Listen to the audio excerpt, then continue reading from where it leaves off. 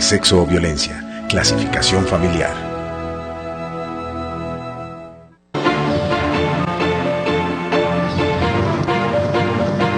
Colombia en el mundo en Colombia, con Laura Gil.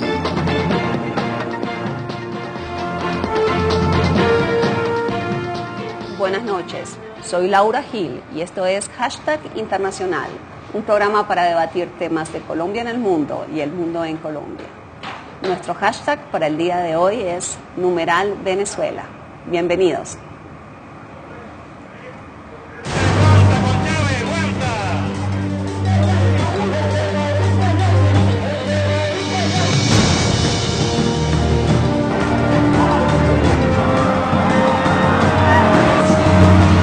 A la presidencia de la República para el ciclo del 13-2019.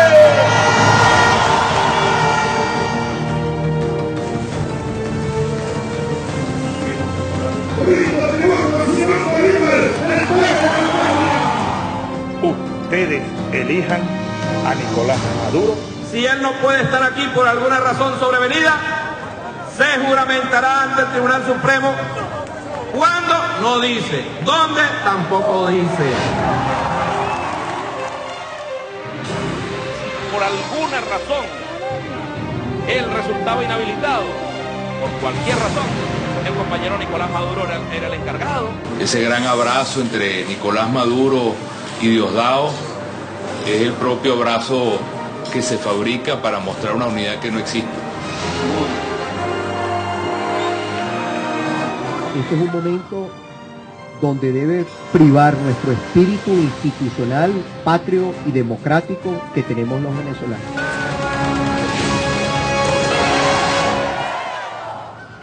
El tema del día de hoy es la ausencia de Hugo Chávez el día de su posesión. Estoy aquí con María Luisa Chiaupe. Bienvenida, María Luisa. Gracias por la invitación, Laura. Que fue embajadora de Colombia en Venezuela. Ronald Rodríguez, del Observatorio Latinoamericano del Rosario. Venezuela.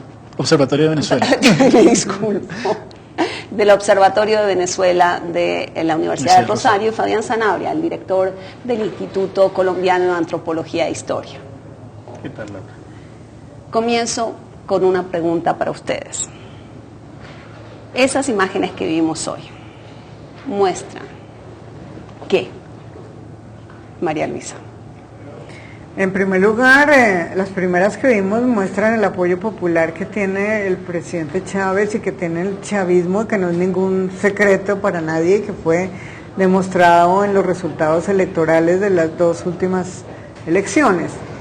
En segundo lugar, muestran que hay una controversia evidente entre las interpretaciones que se dan sobre la posesión o no posesión del presidente en el día de hoy.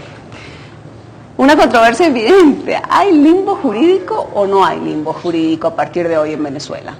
Realmente lo que pasó fue una decisión que responde a la Constitución de Venezuela. Había un vacío en la Constitución y la respondió el que la tenía que responder, que era el Tribunal Supremo de Justicia, que fue una sentencia que es más política que, digamos, apegada a justicia, sí, pero es una sentencia que también responde a unas lógicas internas de Venezuela para evitar el nivel de zozobra por el cual está pasando el país. Digamos que con lo de hoy se bajó un poco ese nivel, pero se ha abierto un compás para esperar por la salud del presidente. Es más, el Tribunal Supremo de Justicia no se pronunció respecto a cuándo termine este proceso como de interinidad donde el presidente sigue ejerciendo, pero tampoco está en falta temporal, está enfermo, Maduro tiene unas funciones pero no las tiene todas. Digamos que hay un limbo, pero digamos que con lo de hoy disminuyó un poco. Lo veo haciendo caras ahí. Yo me pregunto qué es más contundente, si el mito o el rito, si el idilio de la revolución bolivariana, que no deja de ser un idilio como todos los idilios de todas las revoluciones, o la contundencia de la enfermedad y de la muerte. Había una periodista colombiana que se llama María Jimena Duzán y hablaba de la agonía del comandante, y yo tomo esa palabra agonía en términos de muero porque no muero Chávez, o también la revolución de los chavistas. ¿Cómo así? Pues son preguntas que me hago. Porque evidentemente, independientemente de que algunos medios ahonden en las enemistades entre uno y otro, entre Maduro y Cabello, independientemente de que unos acusen a Cabello de corrupto y al otro de dogmático, independientemente de que unos prefieran al dogmático que al corrupto, que eso es absolutamente claro, porque es un personaje que aparece y desaparece, la historia lo muestra, habrá que ver un poco hasta dónde aguanta, ya no tanto Chávez, sino la ausencia de Chávez y el mito que tienen que fabricar hasta un momento en que sea insostenible, en que de pronto se anuncie su muerte. Exactamente. Con esa clarificación yo creo que les propongo que hagamos claridad sobre cuál es el debate constitucional, cuál es el debate político y después hablamos un poco del mito que puede pasar de aquí en adelante. Hablemos primero de la Constitución. Ronald, si yo le entendí bien, lo que usted estaba diciendo es que aquí hay un manto de legalidad, ¿verdad? En efecto. Un manto de legalidad que surge a través de el recurso al artículo 231 de la Constitución. Le voy a pedir aquí a los productores si nos ponen el artículo 231 en pantalla para que los televidentes lo puedan ver. Este es el artículo que permite, en principio, suspender, ¿verdad, Ronald?, la posibilidad de la posesión el 10 de enero, ¿verdad? Realmente no es el artículo el que lo permite. El artículo tiene un vacío y es que cuando no está presente el candidato electo, en este caso el presidente reelecto, ¿qué se debía hacer? ¿Ante quién se debía posesionar? En el artículo se dice que lo puede hacer ante el Tribunal Supremo de Justicia, pero no dice ni cuándo ni dónde. Entonces, la autoridad encargada de pronunciarse al respecto era el Tribunal Supremo de Justicia y lo hizo en efecto ayer, en una sentencia que tiene unas particularidades porque, digamos, clarifica que la postura de la oposición no es válida porque la postura de la oposición va más acorde con la Constitución anterior, es decir, que si el candidato presidente reelecto no estaba, pues tenía que asumir el presidente de la Asamblea. Eso ocurría en la Constitución anterior, en esta ya no. En esta no se hace la precisión de eso. Entonces, se hace una sentencia en la cual se dice que hay continuidad de gobierno. Y eso significa que ministros siguen ejerciendo y vicepresidente sigue ejerciendo, que eso es, digamos, lo que llamó la atención de la sentencia. Obviamente, pues uno dice, ¿hasta qué punto es legal que se pronuncien tan políticamente? O sea, ¿quién gobierna hoy en día? ¿Maduro como vicepresidente? Tal como lo venía haciendo. Teóricamente el que está gobernando es Chávez. En teoría es Chávez. Pero está encargado el vicepresidente Maduro. Yo creo que es una interpretación muy elástica de la Constitución, pero finalmente es una interpretación y está hecha por la autoridad competente. Entonces creo que la discusión, para bien o para mal, se zanjó y ya es hora de pasar a la segunda etapa en la que todos se van a preparar para la elección que tarde o temprano habrá. ¿Qué elección? Antes de llegar a la elección, mostremos a los televidentes el artículo 234, porque lo que quisiera mostrar es que es este artículo del cual habla Capriles, el líder de la oposición, cuando hace su solicitud al gobierno, ¿verdad? Él está pidiendo la declaración de una falta temporal. ¿Y por qué eso es clave? ¿Por qué interpretan ustedes que eso es clave para la oposición, la declaración de la falta temporal?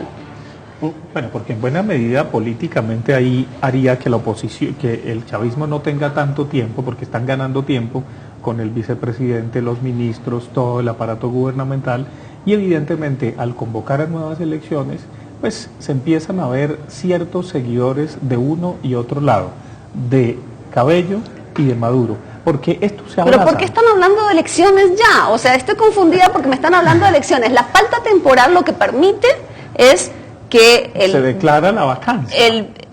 Pero el vicepresidente puede asumir claro. 30 días, prorrogables 30 días más. No, realmente puede asumir durante 90 días y otros 90 días más. Esos son 6 meses, que digamos que sería el escenario deseable. Un presidente que no está en capacidad de gobernar, pues lo deseable es que ceda al vicepresidente para que él ejerza el gobierno. O sea, entonces estaríamos a 6 meses. Si incluso lo que está pidiendo la oposición es algo que pondría las elecciones como mínimo en un lapso de 6 meses. Sí, pero realmente esa no era la postura de la oposición. La oposición lo que estaba pidiendo era que como se terminaba el periodo de gobierno, lo que se tenía que hacer era que se nombrara al presidente de la Asamblea Nacional, Diosdado Cabello, como presidente.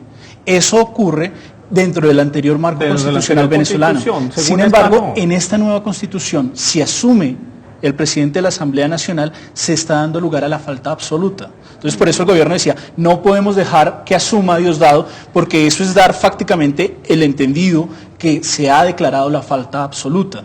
Entonces, ellos jugaron, es una lógica de pelea jurídica. Pero es solo pelea jurídica, porque es esa la razón por la cual no quieren que asuma Diosdado los chavistas. La prensa colombiana ha cogido la interpretación de que la verdadera razón es la confrontación entre Chávez y Cabello.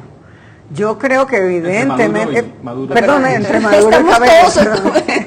Entre Maduro y Cabello. Maduro siendo el puro chavismo, el chavismo puro, y Cabello siendo el más reconocido miembro de la llamada boliburguesía.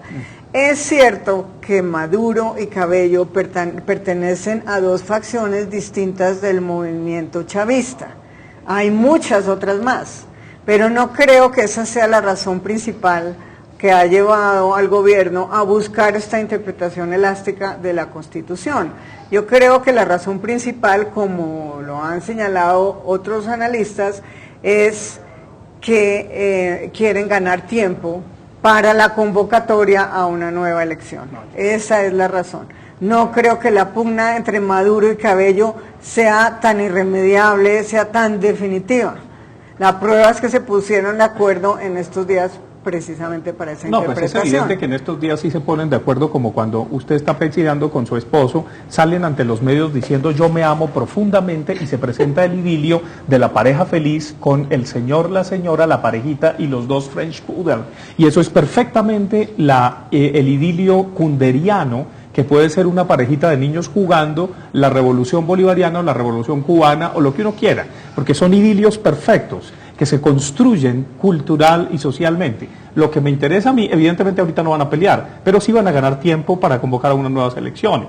Ahora bien, habrá que ver cómo cuando se convoque a elecciones, porque tarde que temprano eso va a ocurrir. Cuando usted tiene cáncer, el cáncer se lo lleva, el cáncer reaparece, así lo batalle, así lo luche, te va a matar. Y una cosa que es muy interesante y que rompe con cualquier análisis político es que la dogmática revolucionaria, religiosa, política, de cualquier orden dogmático nos impide sabernos perecederos. Y entonces cuando el líder falte, un líder carismático tan importante, entonces también se van a despedazar aquellos que lo siguen. Eso ocurre en todas partes y eso va a ocurrir aquí, es previsible. Yo difiero, yo no creo que se vayan a despedazar en el primer momento. No, en el primero no. Y por una razón sencilla, y es que de cara a una elección, de hecho ya lo hicieron en las elecciones de diciembre, del 16 de diciembre, han utilizado el movimiento, el fervor hacia Chávez, y Chávez ya ha ungido a uno, y van a hacer la campaña de como lo quería el comandante. Y van a ganar la primera elección. El asunto es 6 años después, cuando venga la reelección de ese gobierno. La oposición en ese momento no tiene un candidato que pueda enfrentar a Maduro. Maduro va a ganar por el simple hecho de que el carisma de Chávez va a ir más allá de su muerte. Le va a permitir ganar a Maduro la primera elección. El asunto es cómo se recompone el chavismo en el cuarto, quinto año de gobierno. Pero no de cree cara que Maduro va a la a ser un continuación. sacrificado con el tiempo. Puede ser alguien que definitivamente sea el sacrificado de la revolución. Chávez va a quedar como el personaje de la historia, pero Maduro de pronto puede fracasar, porque no sabemos económicamente qué tanto le aguante el teflón, ya no a Chávez, a Maduro. Claro, eso es el gran debate, pero volvamos un poco al tema de la Constitución. Para ustedes este tema quedó zanjado por ahora. Por ahora hay un manto de legalidad y hay un gobierno interino que tiene visos de legitimidad. ¿Todos aquí están de acuerdo en eso? Sí. Pues absolutamente de acuerdo. El tribunal competente lo dijo y ya pues las discusiones posteriores no van a tener mayor apoyo. Es que ni siquiera tiene apoyo internacional la otra postura. De hecho ya la oposición salió a reconocer que no comparte el dictamen, pero que reconoce. Es que no, porque además perdería mucho más carismáticamente ni hablar. No, ya está, eso está zanjado. Hay un tiempo. Exactamente. ¿Y ese tiempo cuánto tiempo puede ser? O sea, con un Chávez que especulan algunos podría estar incluso conectado a un respirador artificial, un Chávez muy, muy enfermo. ¿Cuánto tiempo podría dar esta sentencia del tribunal? Bueno, para empezar, Seguramente Chávez sí está muy, muy enfermo, de lo contrario lo hubieran mostrado en televisión, hubiera habido alguna señal de que estuviera con relativa buena salud. Entonces creo que el hecho de que se hayan presentado precisamente en la búsqueda de estas interpretaciones es porque Chávez realmente sí está muy enfermo. La siguiente encrucijada, Laura, vendrá cuando se declare oficialmente la muerte de Chávez, que no sabemos cuándo va a ser, pero es evidente que están ganando tiempo. O sea, ¿todo el mundo tiene claro aquí que la muerte de Chávez es inminente? Parece, ¿no? Parece. Por ese Yo creo que lo máximo que puede aguantar la actual interinidad es 6 meses, que sería lo de la falta temporal realmente, porque después de 6 meses sin que se posesione, la gente se va a empezar a preguntar, bueno, ya es necesario hacer algo. Claro. O sea, de las 3 interpretaciones constitucionales, una era la falta absoluta, que todavía es muy temprana, no daba lugar. La falta temporal y la continuidad, se inclinó el tribunal por la continuidad, es decir, el mantenimiento del status quo, y lo que ustedes me están diciendo, eso es una solución frágil legalmente y limitada en el tiempo.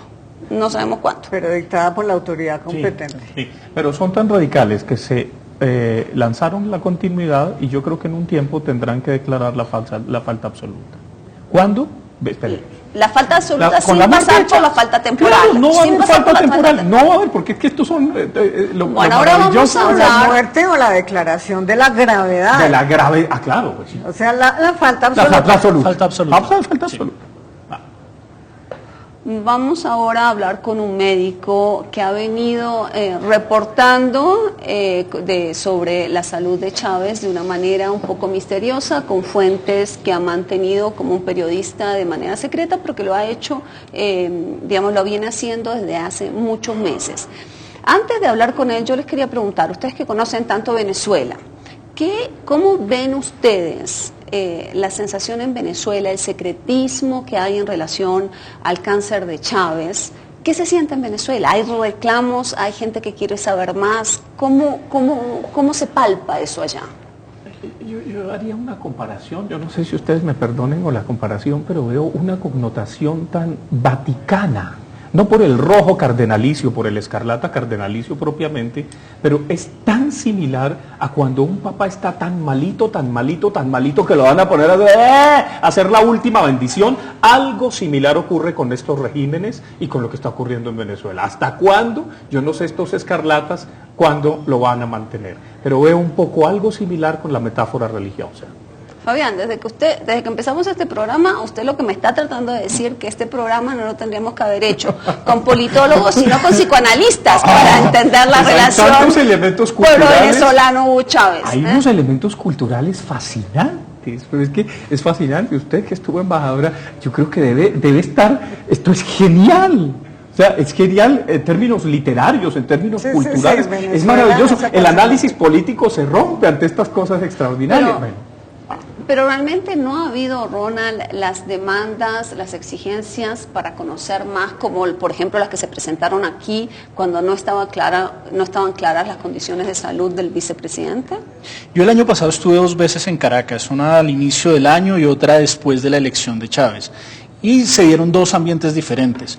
En la primera, en el primer viaje, que fue más o menos hacia abril, había una incertidumbre muy fuerte porque no se conocía el estado de salud de Chávez y si podía llegar a la campaña electoral. Y todos los funcionarios públicos con los cuales tuve que tratar estaban muy nerviosos, muy tensos, porque había una tensión de que se fuese Chávez y si se va Chávez se acaba el chavismo.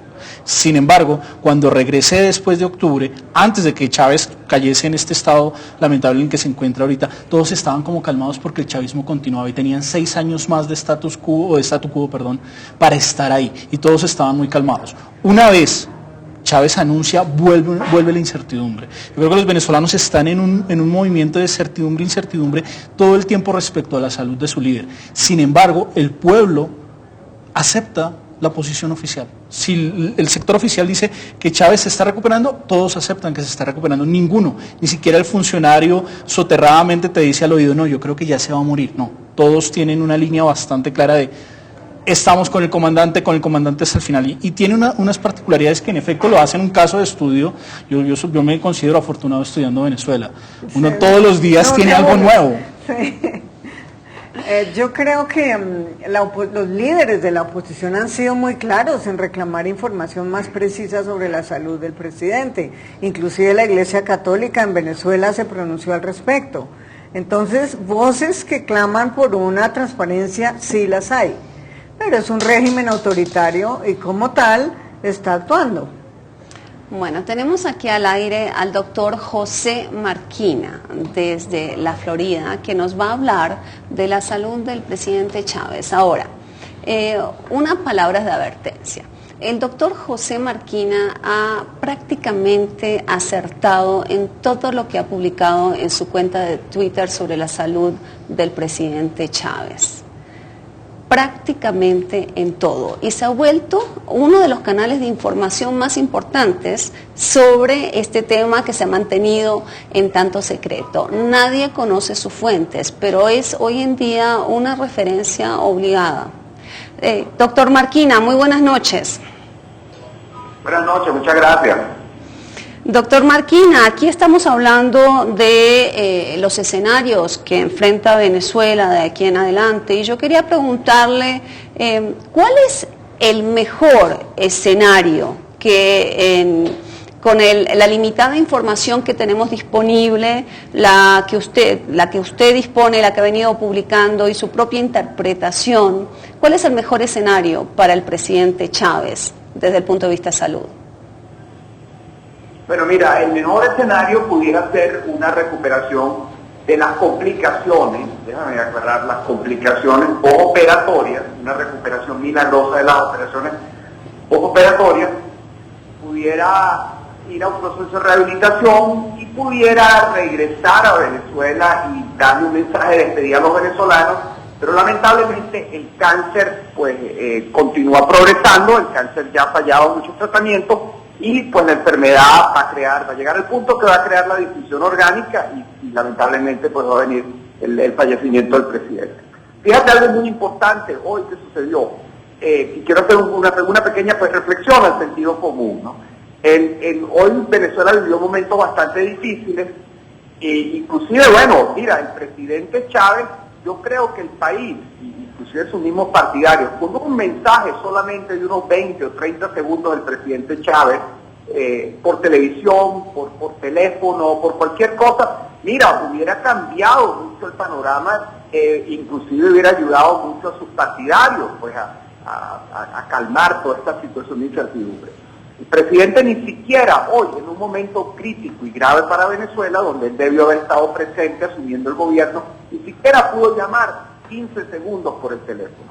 Mira, esto le da totalmente credibilidad a la posición, a lo que yo he venido diciendo, la información que yo he manejado, que el presidente está en ventilación mecánica, recibiendo presiones elevadas de oxígeno con una falla respiratoria que lo está limitando, que no le permite tener ningún tipo de comunicación con el exterior, con ninguno de sus venezolanos, y al mismo tiempo pues el presidente, la condición física pues tampoco permite, la apariencia física del presidente, de una persona tan enferma tampoco permite pues que aparezca. Pero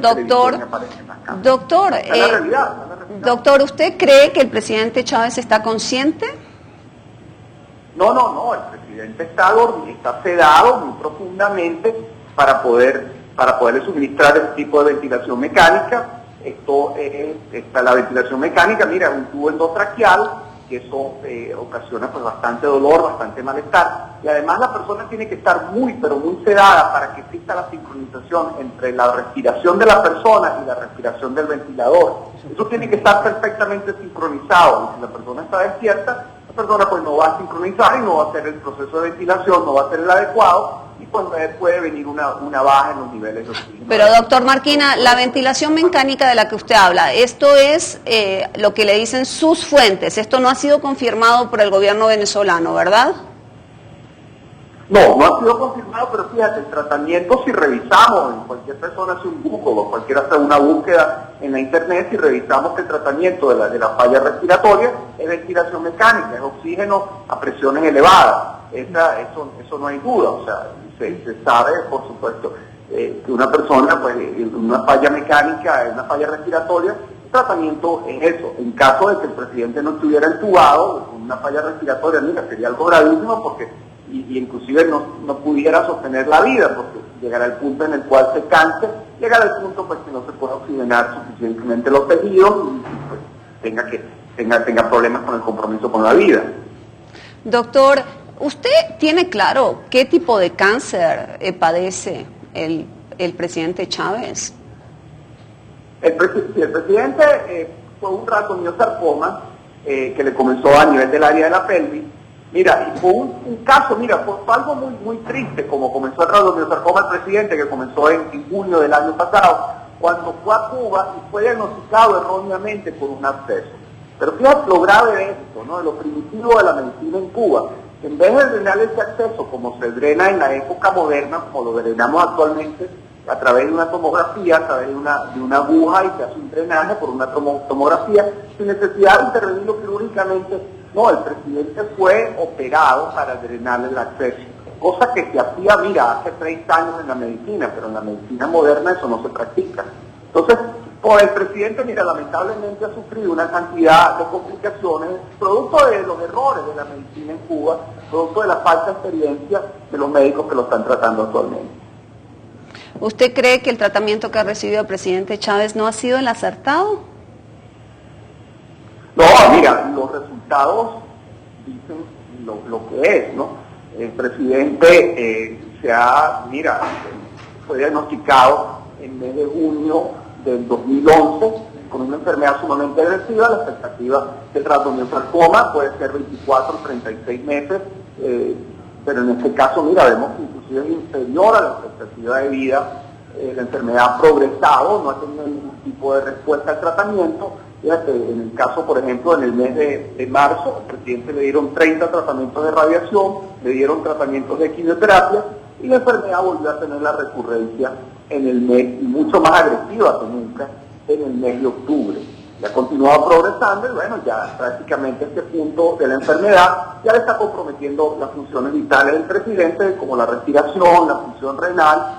Y claro, en una unidad de cuidados intensivos, una persona de 58 años de edad pues puede ser mantenido artificialmente bajo el soporte artificial, ventilación, presión arterial, mientras le mantengan la circulación, mientras le mantengan la respiración y la presión arterial a niveles compatibles con la vida, él pudiera estar inclusive 3, 6 semanas y pues lamentablemente pues vemos que todo es le están prolongando la agonía al presidente, no le están permitiendo pues sus últimos días pasarlos con dignidad, sin dolor, sin sufrimiento, con su familia, al lado de sus seres queridos. No, le están sacrificando el tratamiento para darle una mejor calidad de vida, se lo están sacrificando para darle un tratamiento tratando de curar una enfermedad que todos sabemos desde el punto de vista médico y desde el punto de vista responsable, hay que ser responsable de decir la verdad, que esta enfermedad pues no tiene cura. Pero doctor, ¿cuánto tiempo se podría prolongar lo de la ventilación mecánica si eso es así? ¿De cuánto tiempo estamos hablando? Bueno, la ventilación mecánica se puede prolongar por muchísimo tiempo. Lo que pasa es que al cabo de un par de semanas él va a tener que comenzar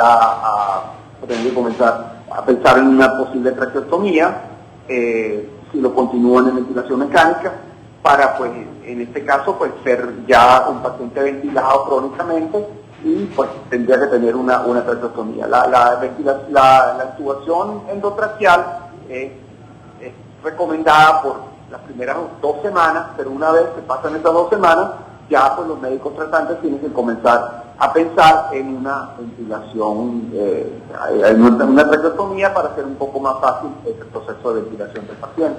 Doctor, quisiera hacer una pregunta sobre usted. ¿Quién es usted? ¿Cómo digamos, no le estoy pidiendo que revele las fuentes, pero cómo ha podido acertar tanto? ¿Tiene fuentes en Cuba o es a través de información que se ha filtrado que usted ha digamos, interpretado un cuadro clínico?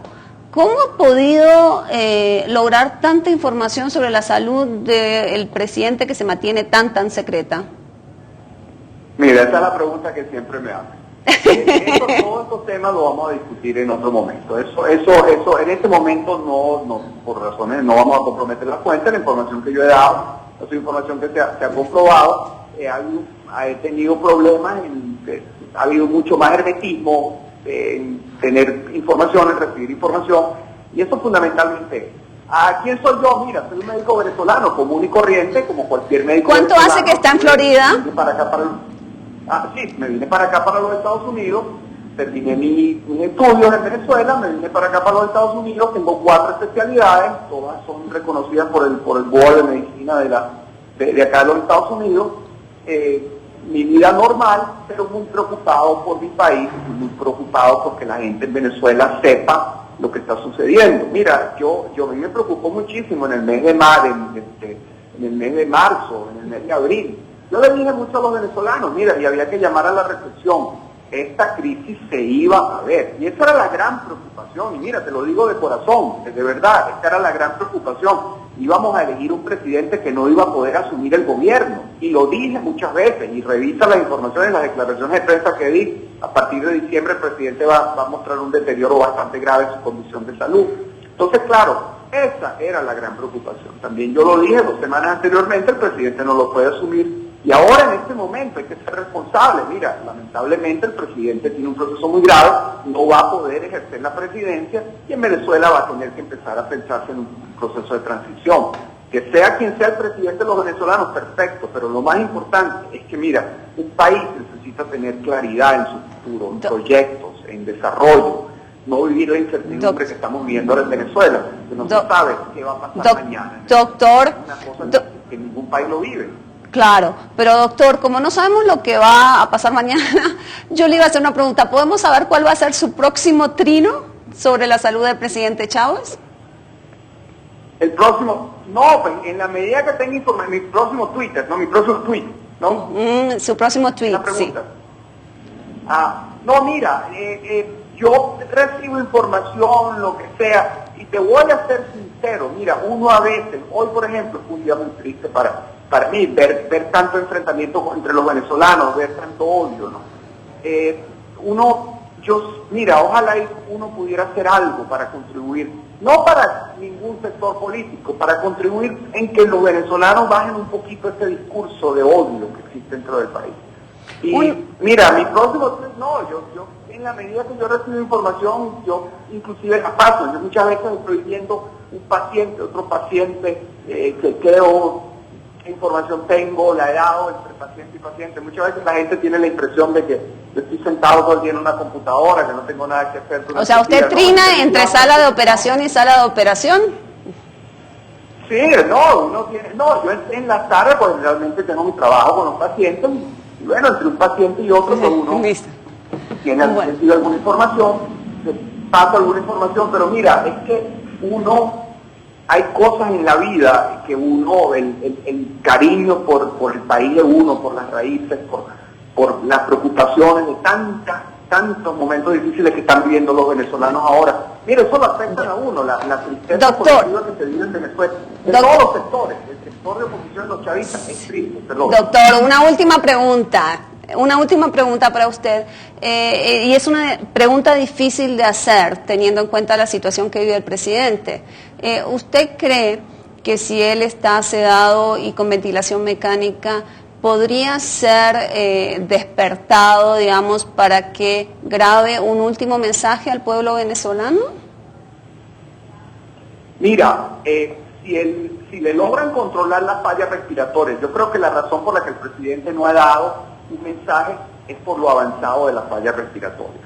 El problema grave que hay ahora es que si el presidente tuviera un proceso infeccioso, ya hubiera mejorado. Mira, para nadie es un secreto, aquí no hay que ser médico para conocer todas estas cosas. Para nadie es un secreto que cuando una persona tiene una infección y le dan los antibióticos, mejora.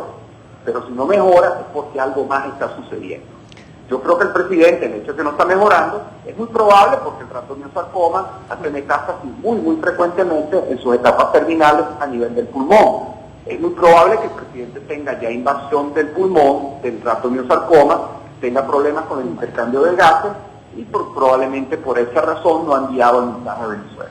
Bueno. Ojalá, y lamentablemente no se le puede dar tratamiento al cáncer a este punto de avanzada la enfermedad. Bueno, doctor. Ojalá, mira, y sería algo bastante interesante, ojalá y los venezolanos recibieran un mensaje del presidente, pues bueno, por lo menos para que nos aclarara toda esta situación, porque el presidente en cierta forma la última vez que habló fue bastante claro. Doctor, nos tenemos que ir. Muchísimas gracias por haber recibido nuestra llamada. Muchísimas gracias y lo volveremos a molestar. Gracias. Bueno, nos vamos a una pausa y enseguida volvemos para discutir lo que viene ahora en adelante en Venezuela.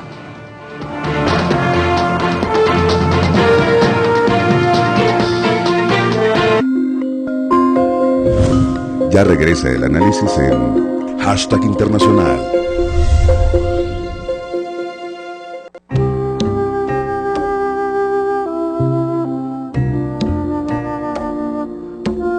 Uno teniendo una vivienda digna, al menos recoge sus hijos. Ana Fabricia Córdoba, defensora de derechos humanos, asesinada el 7 de junio de 2011. Canal Capital. Televisión más humana. Doña Pilar, ¿cómo está? Buenas, doña Susana. Mi hija necesita reunirse con unos compañeros. Reunirme no, mamá, hacer un trabajo con ellos. ¿Fuera posible me prestara su computadora? Claro que sí, sigan. Tan útil como estudiar en equipo es tener un computador o tableta en casa, porque conectado a internet adquieres destrezas y habilidades y sin volver tu casa a un colegio. Aprende con los computadores más baratos del continente y conéctate a un futuro mejor. Cuando se vive digital, se vive mejor. Saludo especial a todos nuestros colombiólogos en el país que nos escuchan en Radio Nacional. Desde Bogotá, 95.9 FM. Los temas de las regiones de nuestro país. Hoy con un nuevo atardecer. Nos escuchan en estas 33 frecuencias. Recorrer de punta a punta el país para descubrir los sonidos de la diversidad. Eso es Radio Nacional de Colombia.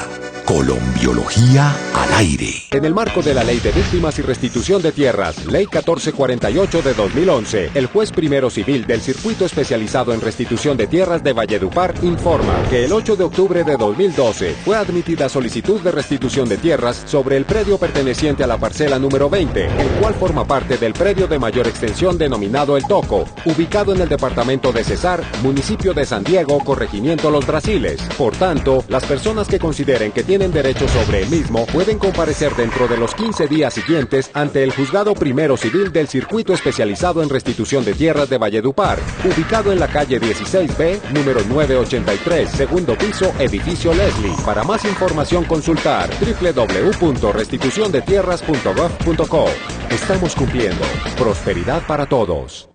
Dicen que ese pelado es un iluminado. Pues sabe de todo. El otro día vine y me dijo, no se dice huyeron, se dice hubo. Cuando entró el peladito me dijo, no le rece a esta no es la Virgen, es la Mona Lisa y la pintó un tal Da Vinci. Ese pelado lo que le sobra es coco. Este zapato es del iluminado, lo traje a mi casa para ver si le da conocimiento a mis hijos. Dicen mucho de ese pelado. Lo cierto es que él vive digital y está conectado a internet, gracias a que este gobierno ha beneficiado a millones de niños con computadores. Cuando se vive digital, se vive mejor. Estamos construyendo 100.000 casas. Están haciendo una casa y con ella la ilusión. La dignidad ya tiene agua y la familia calor. Vamos a cambiarle la vida a 500.000 colombianos. Están haciendo una casa y con ella el amor. Construyendo casas, generamos empleo. Porque con un techo la vida cambia y con las paredes. Entra a www.100.000viviendasgratis.gov.co y podrás ver los avances de las obras en cada municipio. Haciendo casas cambiamos vidas. Gobierno de Colombia está cumpliendo. Ministerio de Vivienda. Prosperidad para todos. Llegó el momento de la separación. ¿Y por qué? Porque tú te llevas los papelitos y yo me llevo las cascaritas.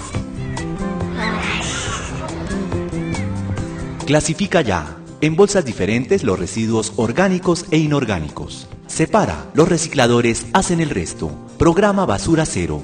UAESP, Alcaldía Mayor, Bogotá Humana. Apoya Canal Capital.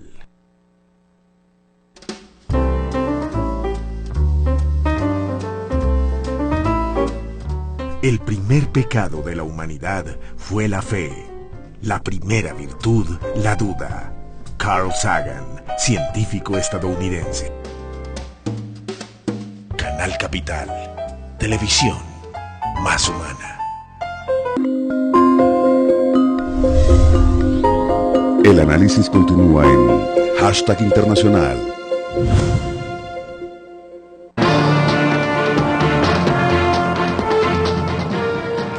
Seguimos en #internacional, esta noche hablando de lo que le espera a Venezuela con la ausencia de Hugo Chávez.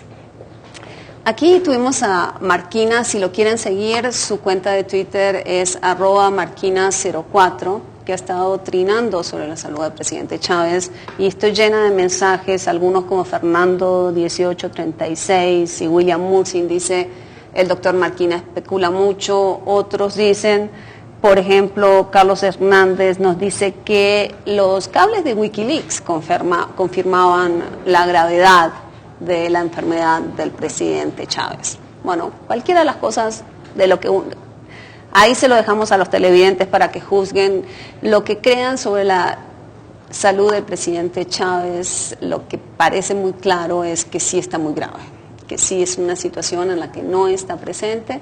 Y entonces hablemos a futuro, aquí en la mesa había un consenso, en el corto plazo esto parece haber sido zanjado, no solo internamente, sino también internacionalmente, ¿no?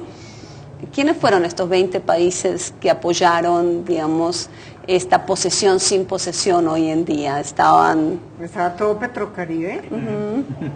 Y obviamente estaban los 3 presidentes que asistieron, que fueron Evo Morales, el presidente de Uruguay y el presidente de Nicaragua.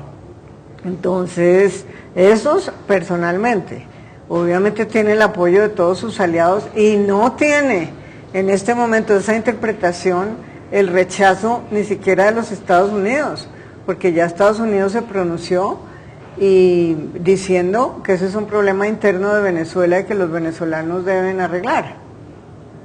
Entonces, siendo así, yo me pregunto, ¿quién más podría oponerse? Ni Argentina lo va a hacer, ni Ecuador, ni Perú, Bolivia naturalmente no. Brasil ha marcado una distancia hoy porque no mandó ningún representante. A mí me parece eso muy diciente. Pero sí Marco Aurelio García estuvo en Cuba. Marco Aurelio García, asesor de Dilma Rousseff, lo cual no parecería marcar distancias. O sea, es más, apoyando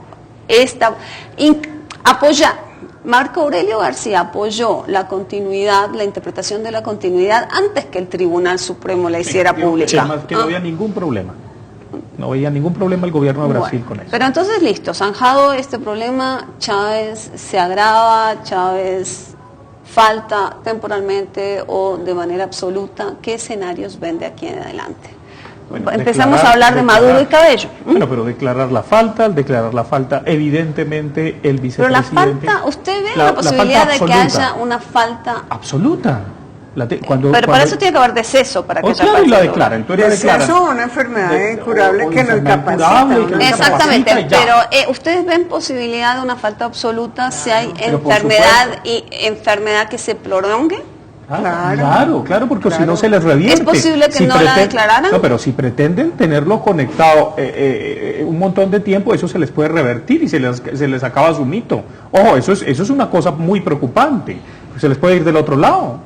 No, evidentemente tendrán que declararlo en algún momento. Y entonces el vicepresidente tendrá que renunciar para poder ser candidato y Cabello asumirá temporalmente mientras está en la Pero usted está diciendo algo muy interesante, Fabián, porque lo que está diciendo es que un Chávez debilitado por la enfermedad es un Chávez que finalmente se debilita políticamente, no solo por su presencia, sino por la destrucción de esa imagen de carismática e invencible. Es una hipótesis típicamente beberiana.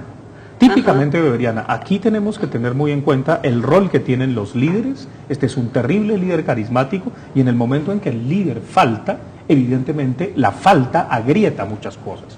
Se puede sostener un poquito de masa, evidentemente el chavismo estará en el poder, eso lo comparto, tendría que ser muy raro. Ojo, repito, si lo conectan yo no sé cuánto tiempo y la gente dice, mire lo que le hicieron al comandante, los culpan a esto, bueno, eso ya es pura telenovela, sí, eso es Topacio y Cristal. Es que aquí entonces, sin llegar a Topacio y Cristal, evidentemente, ahí hay algo que se va a gritar y bueno, y pasan a otra cosa. Claro, las cosas se descomponen, se recomponen. Pero aquí yo creo que todos ustedes tres están pensando en que hay elecciones pronto en Venezuela. Tendrá que haberlas, indudablemente. Este año, muy probablemente. Este año. ¿Les parece si hablamos un poco de Cabello Maduro? Porque, como decía María Luisa, aquí hay una interpretación de que el chavismo queda en manos de una pugna entre Cabello y Maduro. Yo creo que se ha exagerado esa pugna. Yo me adhiero más bien a las interpretaciones que dicen que lo que ha pasado en este momento es simplemente que quieren ganar tiempo. Pero no creo que la pugna entre Cabello y Maduro, aclarando que sí hay diferencias entre ellos, que pertenecen a dos facciones distintas del chavismo, que han buscado objetivos diferentes cada uno en su carrera política dentro del chavismo. Aceptando todo eso, no creo que la pugna sea tan definitiva, tan fuerte, como para haber motivado esas interpretaciones constitucionales que se dieron en los días pasados. ¿Por qué no vemos una nota entonces ahora sobre una pequeña nota biográfica sobre Maduro? Después veremos otra sobre Cabello y vemos por qué se habla de pelea entre ellos. Nicolás Maduro Moros es un venezolano de 50 años, amigo personal y confidente del presidente Hugo Chávez. Es un hombre que no le tiembla la voz para defender al gobierno de Venezuela. Así será la calaña de estos cifrinitos, mariconzones y fascistas que pretenden darle elecciones al pueblo de Venezuela. Pero no han podido con el estirpe libertador de nuestro pueblo. Y no podrán jamás. Nicolás Maduro trabajó desde joven como conductor en el metro de Caracas, donde llegó a dirigir el sindicato y fue miembro de la junta directiva de esa empresa pública. Por eso, para muchos venezolanos, Maduro encarna la idea de que un trabajador puede llegar al poder en Venezuela. Cilia Flores, la esposa de Maduro, es actual procuradora general del país. Maduro hizo parte en la década de los 90 del movimiento político que llevó al poder en 1998 a Hugo Chávez Frías. En 1999, Maduro fue electo diputado de la Asamblea Constituyente que redactó la nueva Constitución de Venezuela. En el 2000, Maduro fue electo diputado para la Asamblea Nacional de Venezuela y fue reelecto en el año 2005. En el 2006, Maduro fue designado por el presidente Hugo Chávez como ministro de Relaciones Exteriores de Venezuela en reemplazo de Ali Rodríguez. Maduro ha sabido ganarse la confianza de varios cancilleres latinoamericanos y del mundo por su carácter franco y jovial. Maduro fue clave en la firma de acuerdos bilaterales con Rusia, China, Bielorrusia e Irán y ha sido vital en los procesos de integración de América Latina por su capacidad para tejer consensos. En octubre de 2012, luego de 3 días de las elecciones en Venezuela que ganó el presidente Hugo Chávez, Maduro fue nombrado nuevo vicepresidente ejecutivo de Venezuela, ocupando el puesto de Elías Jagua. El pasado 8 de diciembre de 2012, Hugo Chávez pidió el apoyo del pueblo venezolano al vicepresidente Nicolás Maduro en unas hipotéticas elecciones, según el artículo 233 de la Constitución venezolana. En ese escenario, que obligaría a convocar, como manda la Constitución de nuevo, a elecciones presidenciales, ustedes elijan a Nicolás Maduro como presidente de la República Bolivariana de Venezuela. Nicolás Maduro, además de ser elegido por Chávez como su sucesor, tiene un amplio respaldo popular por ser un convencido de la revolución bolivariana de Venezuela.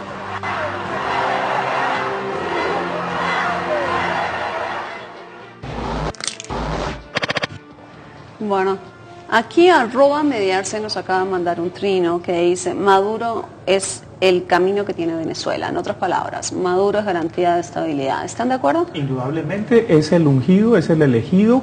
Me aterra la lucidez de Hugo Chávez cuando dice voten por Maduro. Él está clarísimo. y va a hacerlo.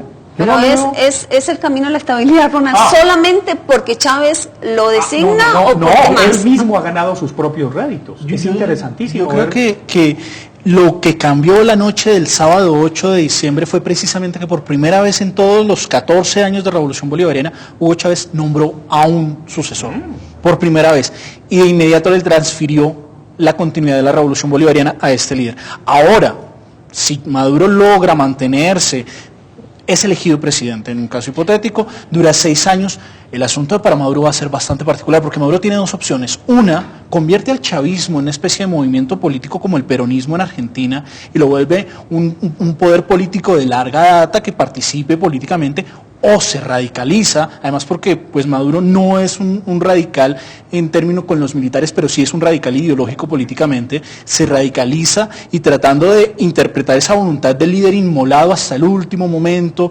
dirigió la Revolución Bolivariana, pretende hacer todas las reformas que hizo Chávez, se puede agudizar la situación en Venezuela. Depende de la astucia de Maduro para gobernar. Maduro ha demostrado ser astuto, es el canciller con más años en el ejercicio de la historia de Venezuela. Laura, yo estando aquí la noche de las elecciones en Venezuela, las elecciones presidenciales, precisamente tú nos preguntaste por Maduro, y yo emití el concepto que tengo sobre Maduro. Es uno de los ministros más eficientes que tiene Chávez, es absolutamente fiel, no cabe duda sobre su lealtad al presidente Chávez. Es un hombre que muchos han criticado que porque su origen fue chofer de un bus. Es mucho más que eso, porque lo que ha sido Maduro es un sindicalista y como tal ha sido un político muy eficaz, sabe negociar, le gusta el diálogo y le gusta el diálogo en su cargo, como lo ha demostrado en su cargo de canciller. Entonces yo creo que Maduro pues tiene calidades que van a permitir que ejerza la presidencia con eficiencia. Yo creo que Maduro está maduro y no solo eso, sino que además puede ser el Lula de Venezuela y cuando llegue al poder deja de ser dogmático. Yo creo que ya Venezuela no puede profundizar más reformas. Ese lujo ya no se lo pueden seguir dando. Ya ahorita Venezuela entra en el verdadero juego democrático. Maduro lo puede hacer políticamente, es decir, entrar ahora realmente a no profundizar reformas o a dar marcha atrás en otras reformas. Ronald lo puede hacer, hay un caso histórico porque las en Venezuela. expectativas son muy grandes. Hay un caso histórico en ¿no? Venezuela. Juan Vicente Gómez fue el dictador de la primera etapa de Venezuela. Un dictador muy férreo que tenía absolutamente dominado el Estado, que el Estado prácticamente le pertenecía a él y a sus amigotes, su hombre aliado, su hombre de confianza, el ministro de Defensa, que era Eliezer López Contreras, y al cual él designa como su sucesor, cuando llega al gobierno, dice, acá toca hacer un proceso de transición, y empieza a jugar un proceso de transición, y esa es la alternativa de Maduro. Maduro va a tener que saber si va a ser o la sombra de Chávez, o va a ser el Nicolás Maduro, que también tiene sus propias aspiraciones políticas. Claro que no nos olvidemos que Maduro es un hombre primero de izquierda. Eso no quiere decir que Venezuela vaya a cambiar si Maduro es presidente. Venezuela va a seguir con las reformas que ya hizo, pero no profundizándolas porque ya no va a haber espacio político para ello. Yo creo que en esto quizás deberíamos hacer una claridad en este momento del programa. Creo que cuando ustedes están hablando aquí y estamos hablando del futuro de Venezuela, están hablando de un chavismo quizá transformado, pero no de una posibilidad de que haya un llamado a elecciones y la oposición pudiera imponerse, o sí, o ven alguna posibilidad de que sea llamado a elecciones y la oposición pudiera ganar. Carismática y emocionalmente, salvo que haya un tratamiento realmente torpe con la enfermedad del presidente Chávez por parte del chavismo, la oposición tendría chance, pero lo contrario es indudable que el chavismo continúa en el poder, eso lo veo claro. Ahora bien, la transformación es inminente, inclusive está muy bien visto por cancillerías internacionales. El vicepresidente Maduro se ve muy bien, hasta por los Estados Unidos. Pero una pregunta, si es evidente que el chavismo sigue siendo la fuerza electoral más importante de Venezuela, y eso no va a cambiar en el futuro inmediato, Chávez o no Chávez, o sea, si hay elecciones en el futuro cercano, ustedes tres dicen, el chavismo se sigue imponiendo, ¿verdad? No sé, o sea... Es muy probable que sí, porque Chávez se ha transformado ya en un mito, la muerte de Chávez lo va a mitificar y resulta que Chávez ungió a Maduro. Va a ser algo como lo que sucedió aquí cuando murió pero Galán. entonces Galán a la Gaviria. oposición no le convendría como postergar un poquito el llamado a elecciones. Mejor dicho, la pregunta es esta: a la oposición no le conviene este escenario en que Maduro gobierne sin Chávez, quizá no le vaya tan bien y después pueda presentarse a elecciones, porque si llaman a elecciones ya, es poco probable que la ganen. Que la oposición está en un momento difícil. El principal líder electoral de ellos, que es Enrique Capriles, está en la gobernación de Miranda, y si se lanzase a una eventual confrontación electoral con Maduro, pierde y se quemaría políticamente. Yo creo que a Capriles hay que dejarlo madurar un poco más políticamente y esperar que aguarde.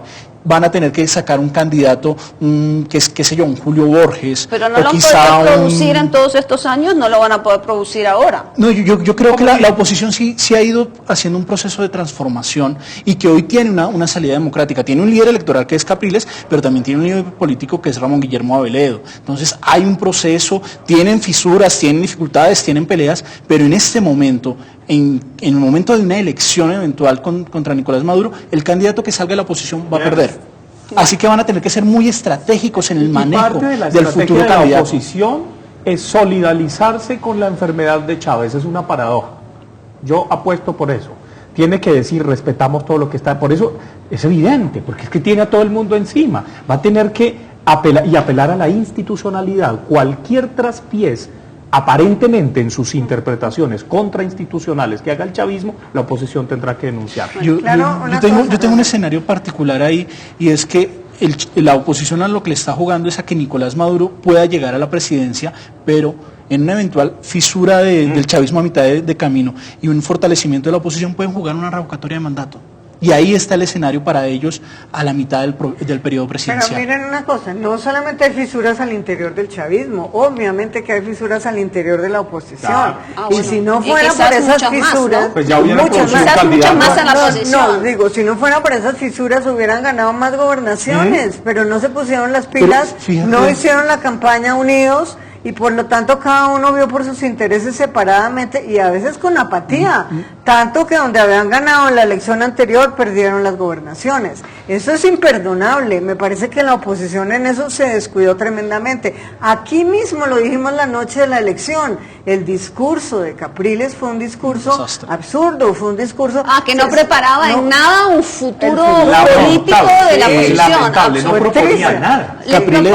Capriles fue un desastre en ese momento. Yo creo que es el gran responsable de las pérdidas de las gobernaciones. Toda la oposición, porque han debido respaldarlo, ayudarlo, aconsejarlo a que dijera, como dijo Chávez cuando fracasó en el golpe de Estado, o sea, era después, volveré. Yo creo que ellos habían debido tomar esa elección como una primera vuelta, que es lo que realmente podría haber sido. Pero no, se descuidaron la elección de gobernadores.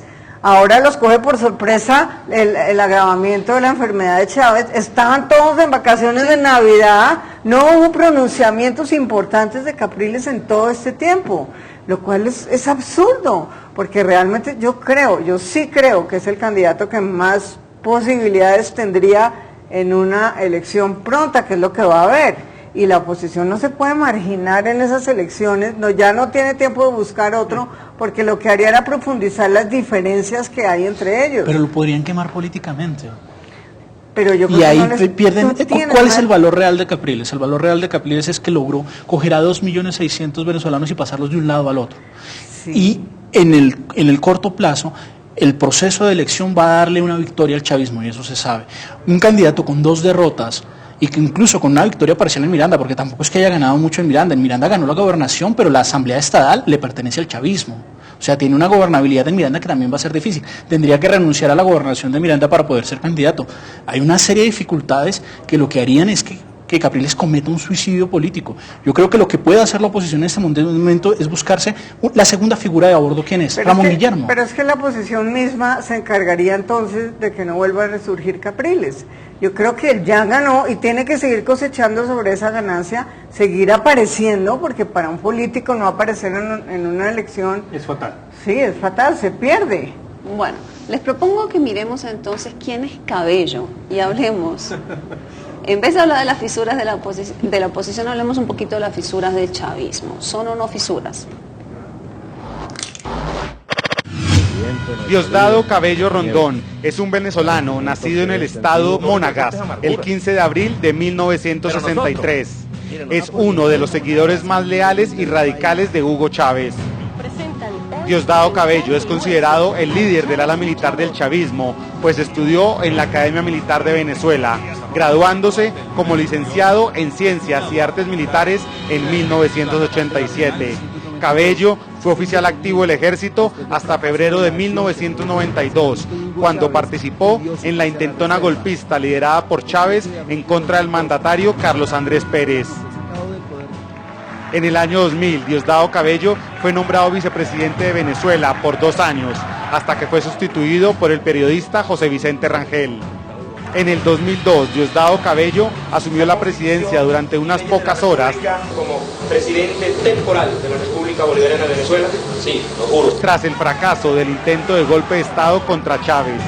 Cabello ordenó el traslado inmediato de Chávez al Palacio Presidencial de Miraflores. Presidente, volveremos, no joda. Esta vaina es la final. Que no nos hemos ido. Así es. Quien como prisionero había sido llevado a la isla caribeña de La Orchila.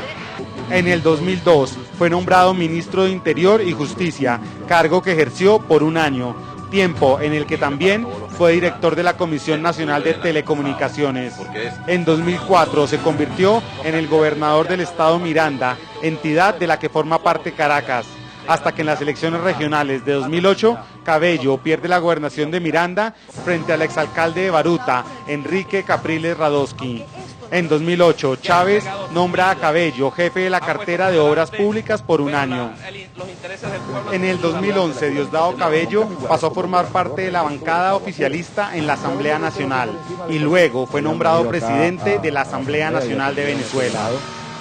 Quiero dar lectura a una comunicación que envía el compañero vicepresidente Nicolás Maduro, dirigida a la Asamblea Nacional. El comandante presidente ha pedido informar que de acuerdo con las recomendaciones del equipo médico que vela por el restablecimiento de su salud, el proceso de recuperación postquirúrgica deberá extenderse más allá del día 10 de enero del año en curso, motivo por el cual no podrá comparecer en esa fecha ante la Asamblea Nacional. Diosdado Cabello, además, se desempeña como el primer vicepresidente del partido oficialista, el PSUV. Frente al Palacio de Miraflores. Le damos la bienvenida a esta discusión a David Corredor desde Cúcuta, el fundador del Movimiento Bolivariano de Venezuela en Colombia. David, muy buenas noches. Hola, buenas noches, Laura, los panelistas de este interesante programa. Sí, David, aquí estamos hablando de Maduro y Cabello. ¿Cuál es su opinión, Maduro o Cabello? Bueno, primero que todo, permítame un momento que he estado pendiente todo el programa, escuchando a los panelistas y demás, y se nota pues cómo la salud del presidente Chávez en el mundo, más allá de Venezuela, en el mundo ha generado y ha suscitado toda una serie de comentarios y hechos, aún más allá de lo que significó pues toda su obra presidencial. O sea, el futuro inquieta y realmente preocupa para muchos. Nosotros desde el socialismo bolivariano estamos mucho más tranquilos en cuanto a que entendemos la profundidad que ha logrado la revolución en Venezuela y el paso a seguir.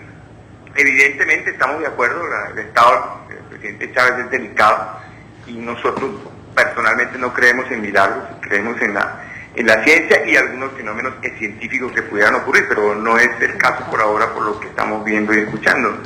Entonces, Nicolás Maduro, por decir, él es un ciudadano venezolano que alguna vez vive en Cúcuta.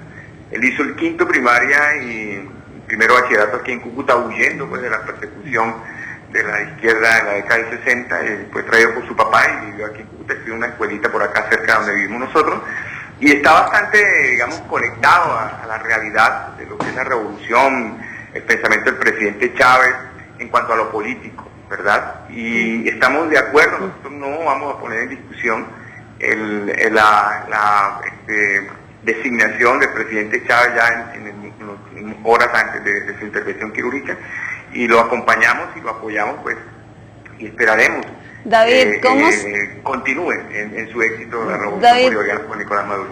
¿Cómo se vivió hoy el 10 de enero en Cúcuta? Bueno, mira, nosotros aquí, como siempre, en la zona de frontera recibimos el impacto de lo que vive en Venezuela, de lo que pasa en Venezuela. Estamos muy afectados, realmente hay mucha preocupación por la salud del presidente, se hicieron algunos eventos, hay mucha llamada, hay mucha comunicación, incluso hubo temores por un posible cierre de frontera que al final no ocurrió. Y con mucha expectativa, viendo cómo el pueblo se movilizó en cantidad de miles y miles de venezolanos que fueron a Caracas y acompañaron este día en el cual debió haberse posicionado el presidente Chávez y finalmente no ocurrió. David, como todos esperaban. Este interrogante que hay sobre, digamos, el futuro de Venezuela y un cogobierno Maduro-Cabello en los próximos meses, ¿usted qué impacto cree que puede tener en Colombia? Uno, en relaciones Colombia-Venezuela y dos, en proceso de paz. Sí, yo creo que la presencia de Nicolás Maduro garantiza la continuidad en las relaciones positivas que hay entre Colombia y Venezuela, que están en un momento delicado justamente por lo del proceso de paz, y esto le daría continuidad y podríamos contar, como nosotros estamos haciendo en la mesa de diálogo con las FARC, la posibilidad de que haya una continuidad y una participación del pueblo colombiano en la solución con el acompañamiento de Venezuela, ¿verdad? La solución al conflicto armado que nosotros tenemos durante tantos años. Y en el caso de Diosdado, que podría ser presidente temporalmente mientras el proceso electoral, pues con él la situación es un poco diferente y distinta, y realmente es una incógnita para nosotros en cuanto a lo político por el trabajo que él ha hecho allí con la revolución. Hay como más confianza hacia Nicolás Maduro en este momento por lo que representa. Bueno, David, muchísimas gracias por habernos acompañado. Nosotros nos vamos a una pausa y enseguida volvemos.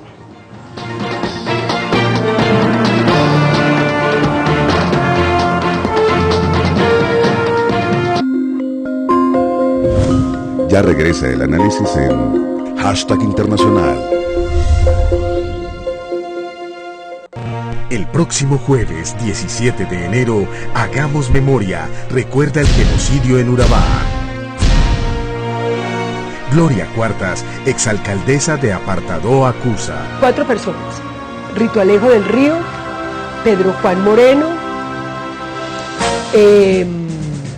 Carlos Castaño y empresarios, con el gobernador en ese entonces, Álvaro Uribe, consolidaron la propuesta que más tarde conocimos como las Convivir. Jueves 17 de enero, 9:30 de la noche, aquí en Canal Capitán, televisión más humana.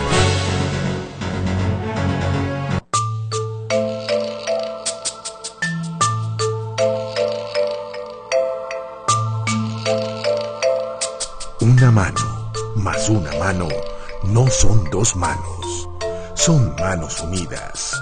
Une tu mano a nuestras manos para que el mundo no esté en pocas manos, sino en todas las manos.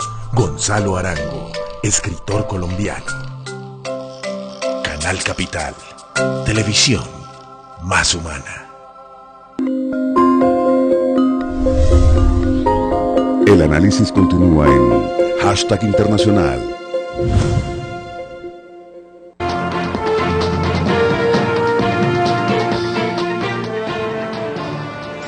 Seguimos en Hashtag Internacional hablando de el vecino país, Venezuela, y la ausencia de Hugo Chávez hoy, el día de su posesión.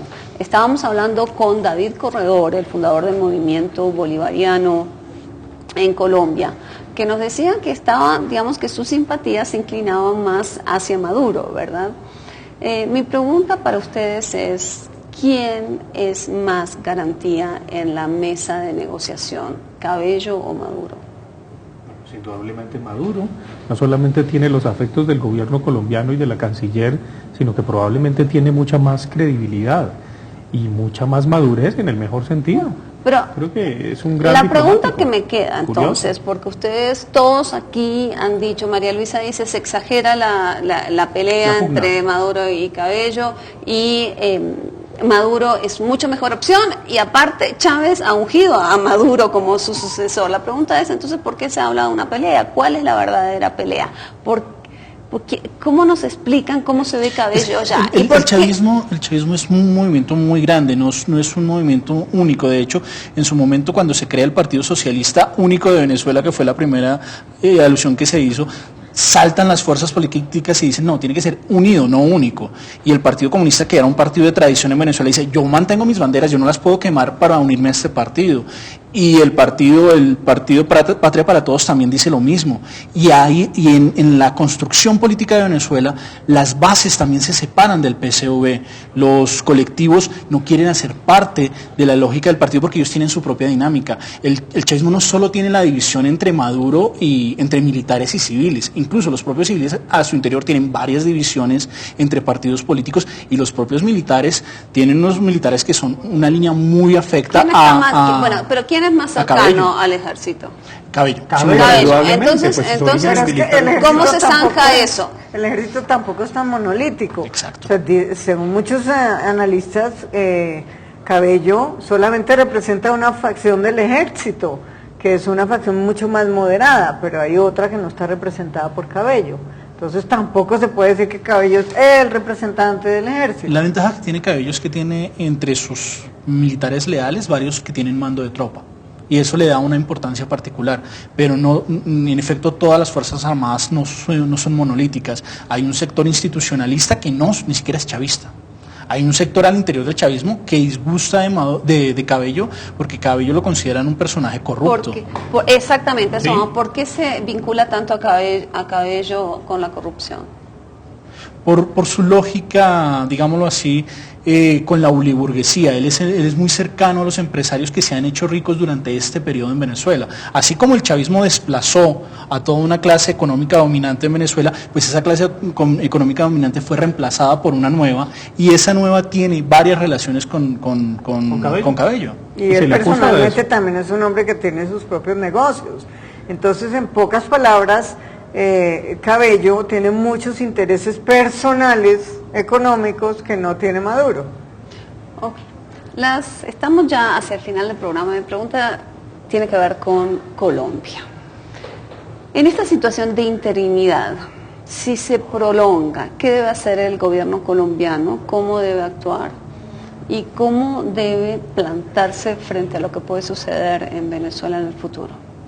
No, pues la vía diplomática es clarísima, respetar los asuntos internos del país, y evidentemente si el tiempo se prolonga demasiado y no hay partes definitivos a propósito de la salud del presidente Chávez y se sospecha que lo tienen conectado, evidentemente se van a empezar a pronunciar gobiernos pidiendo claridad del asunto. No solamente ¿Usted sí cree que se van a empezar a pronunciar gobiernos? Suponga 6 meses. Yo creo que antes de cualquier cosa de eso se van a pronunciar en Venezuela mismo. Claro, en Venezuela, pero luego eso hace eco. Y para responder la pregunta, estoy de acuerdo, Colombia tiene que mantenerse al margen de un problema que es venezolano. De hecho, lo ha hecho bien el gobierno. Sí. Al no hacer parte de este discurso, no cometer la intromisión que hizo Brasil, porque Brasil incluso llegó a decir que eso era hizo una interpretación hasta constitucional. ¿Pero hizo bien Mujica en asistir hoy, por ejemplo? Yo creo que Mujica está tratando de ir detrás del liderazgo internacional de Chávez. Es decir, la salida de Chávez del escenario internacional en América Latina ha dejado un espacio para que líderes de segundo orden empiecen a ocupar esos espacios. ¿Quién es el presidente de Mercosur? No es Mujica. Mujica, vocero de Mercosur hoy en día. Él dijo que lo habían llamado como tal. Exactamente, y su planteamiento, Ronald... Así fue como pidió el permiso al Congreso de su país. A mí me llamaron en calidad de presidente de Mercosur. Es interesante, Ronald, ese planteamiento de Mujica, porque... digamos, Brasil no estaría interesado realmente en convertirse en un líder de la izquierda internacional, en tanto que juegan las grandes ligas globales. Y Correa podría ser una figura que le pudiera, digamos, ocupar los zapatos de Chávez en el liderazgo de la izquierda. En términos de carisma está absolutamente lejos, como también está lejos Mujica de todas maneras. Pero Mujica tiene una mejor imagen internacional. Él ha sabido mandar, digamos, una imagen en la cual se presenta como un líder de izquierda responsable, que vive la izquierda en su propio cuerpo y se ha mostrado, digamos, se ha sabido vender. Yo creo que Mujica en este momento lo que está haciendo es, no es que vaya a ser el próximo Chávez, ni mucho menos, pero sí se puede llegar a quedar con algo de ese protagonismo internacional de Chávez, muy seguramente para participar después de la presidencia de Uruguay en algún escenario multilateral donde siga teniendo peso. Y entonces, para volver a la pregunta de qué debe hacer Colombia, ¿ustedes están de acuerdo en que el presidente Santos no hubiese asistido hoy a la ceremonia? Claro. Es que hoy no hubo posesión, no tenía nada que asistir. Era un rito fallido. Hoy fue un acto político, un acto de apoyo desde la izquierda continental al presidente que está enfermo, pero no hubo una posesión. ¿De apoyo o de mensaje a la oposición? Yo creía que es de apoyo de los 22 presidentes que estaban allá, pero porque estaba la reunión de Petrocaribe y el ALBA, que son los grandes beneficiarios del chavismo internacional, ¿no? Y que tenían que ir a dar pronunciamientos como lo hicieron en la plaza, bastante airados en favor del apoyo al chavismo, porque pues finalmente Chávez es el que le permite a los países del Caribe tener energía en sus casas. Ellos necesitan ese apoyo de lo que sigue del chavismo. Y además fue muy claro Maduro al convocar una segunda reunión ya técnica, donde se van a trabajar temas muy específicos en beneficio de los países de Petrocaribe. Es decir, diciéndoles, sí, vamos a seguir ayudando. Sí. Está asumiendo. En una palabra, les voy a pedir, ya nos quedamos sin tiempo, entonces les voy a pedir en una oración que me digan qué debe hacer Maduro mañana. Cuando arrancamos, ¿qué debe hacer mañana? Mañana, 11 de enero. Ya el presidente Chávez no se posesionó. ¿Qué debe hacer?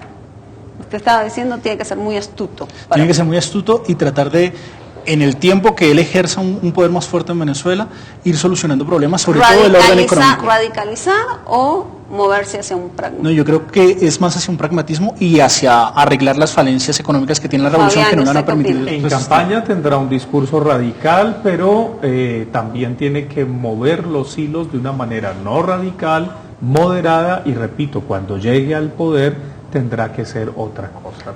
María Luisa, la última palabra. Tiene que administrar una transición y no es mucho el margen que tiene ni para hacer reformas ni nada. Tiene que simplemente administrar bien la transición y prepararse para lo que viene, que es probablemente la declaración de la incapacidad total, de la falta total del presidente.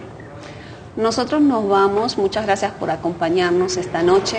Los invitamos a seguir viendo la franja de análisis de Canal Capital todos los días a las 8:30 de la noche y nosotros nos reencontramos el próximo jueves. Seguimos haciendo TV más humana para ustedes.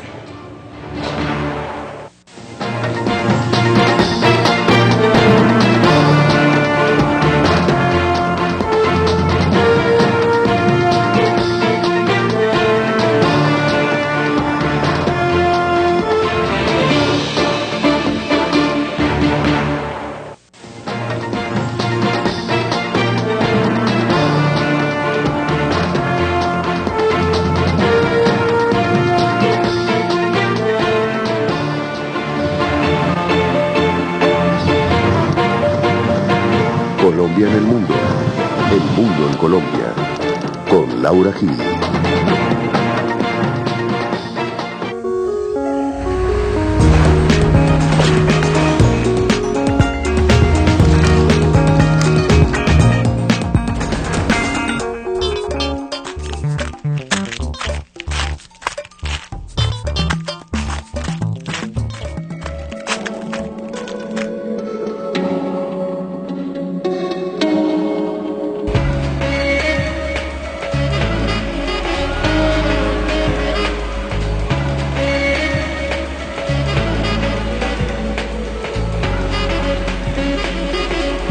Tal cual. ¿Qué mira? Los animales silvestres. ¿Y qué piensa? Que se ven libres y dichosos viviendo en su medio ambiente. Es cierto, pero muchos de ellos pueden desaparecer porque están amenazados. ¿Amenazados? ¿Por quién? Mire. por traficantes de fauna y flora que los cazan para venderlos a quienes apoyan ese delito comprando animales silvestres para tenerlos en sus casas.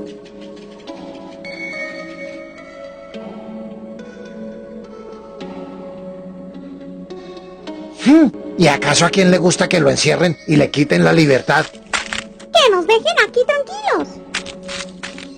Ojalá no vaya a ser muy tarde cuando por fin entendamos que los animales silvestres pertenecen a su medio ambiente y no son una mercancía que se mete en una jaula, tal cual.